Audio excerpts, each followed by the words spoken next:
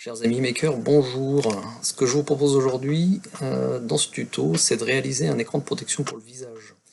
Alors on voit arriver ce type de réalisation depuis quelques jours, entre autres par le biais soit d'initiatives privées comme on a pu le voir dernièrement, ou avec le fabricant d'imprimantes 3D, Prusa, et ce pour faire face à la très forte capacité de transmission du virus Covid-19.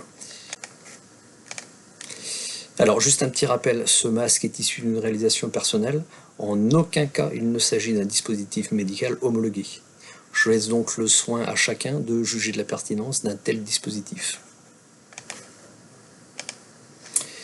Cela étant dit, la version que je vous propose, c'est une version simplifiée à l'extrême, puisqu'elle ne comporte que deux pièces, à savoir un serre-tête et un écran. La partie serre-tête est composée d'une impression faite avec du filament en PET. Alors pourquoi le PET? Tout simplement parce qu'il est très flexible.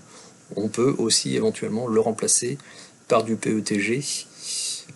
C'est un autre filament encore plus flexible. Alors par contre, c'est pas la peine de penser à utiliser soit du PLA, soit de l'ABS. Vous oubliez, c'est trop cassant. Il faut environ 50 minutes d'impression par serre-tête, à savoir qu'il vous faut un plateau quand même assez grand. Pour ma part, je l'ai utilisé avec deux impositions directement sur le plateau d'une Prusa i3.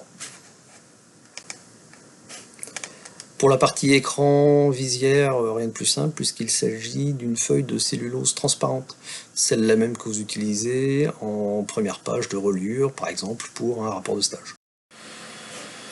Allez, on commence par un bon lavage de main, voire même le port de gants si nécessaire, et je vous propose de passer au montage en commençant par tout ce dont on a besoin.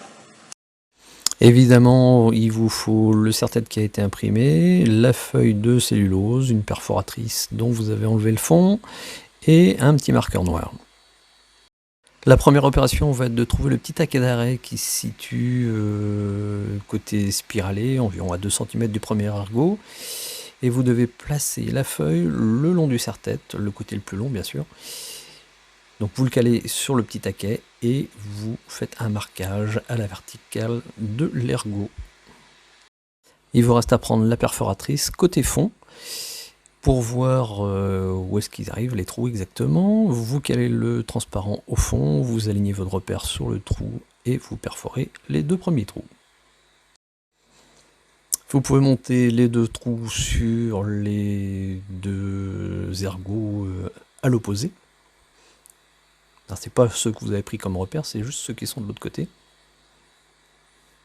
Vous pouvez tendre le transparent et mettre le serre-tête à plat.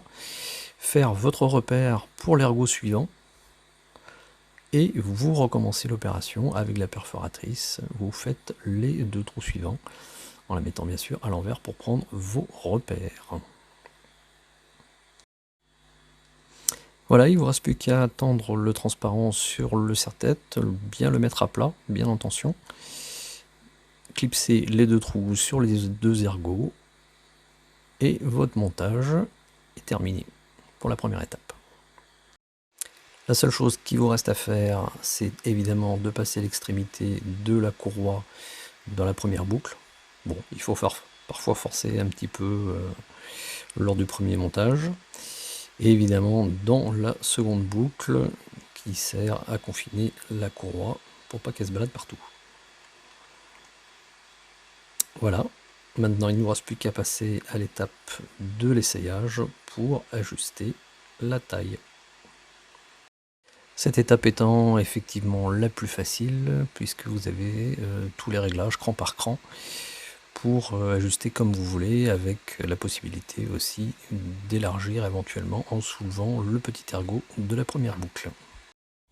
Évidemment, je vous mets tous les liens en description dans la vidéo, les fichiers sur Thingiverse et les références des produits que j'ai pu utiliser si vous voulez éventuellement vous fournir. Voilà, j'espère que ce tuto vous aura été utile, que vous le diffuserez et que vous pourrez distribuer ces écrans de protection sans compter aux personnes qui en ont le plus besoin. Je suis Maker Fred du Fab Lab de Lannion et je vous dis à bientôt.